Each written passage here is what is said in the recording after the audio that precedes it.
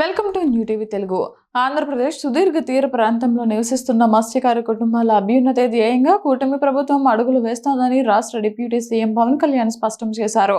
మత్స్యకారుల వలసలను నివారించడంతో పాటు వారికి స్థానికంగానే మెరుగైన ఉపాధి, ఆర్థిక అవకాశాలను కల్పించడమే తమ ప్రభుత్వం ముందున్న ప్రధాన లక్ష్యమని ఆయన ప్రకటించారు. ప్రస్తుతం రాష్ట్రం ఎదుర్కొంటున్న ఆర్థిక ఇబ్బందులు, సంక్షోభాల కంటే కూడా అన్నదాతలు, మత్స్యకారుల సంక్షేమమే తమకు అత్యంత ప్రాధాన్యమని, గతంలో ఇచ్చిన ప్రతి మాటను నిలబెట్టుకుంటామని ఈ సందర్భంగా ఆయన మరోసారి హామీ ఇచ్చారు. ఇందులో భాగంగానే మత్స్యకారుల సంక్షేమం పట్ల ప్రభుత్వానికి ఉన్న నిబద్ధతను చాటుతూ వరుసగా రెండో ఏడాది కూడా మత్స్యకార సేవలో పథకానికి సంబంధించిన నిధులను ప్రభుత్వం విజయవంతంగా విడుదల చేస్తుంది.